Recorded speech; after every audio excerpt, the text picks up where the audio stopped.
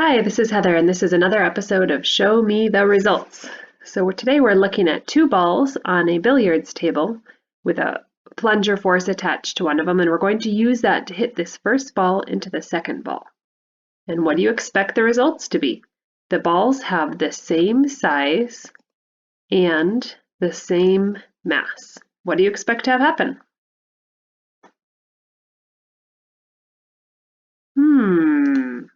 Is that what you expected?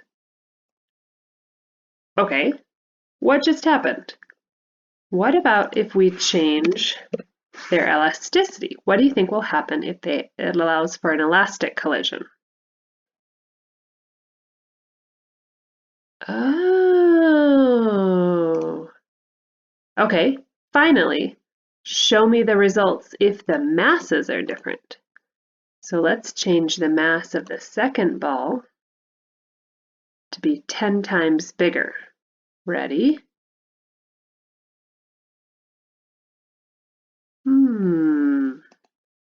Wow, that's strange. We had a bounce, but they both moved. Interesting results today. Please don't forget to like, share, and subscribe, and go to beyondlabs.com to download the entire suite of virtual labs.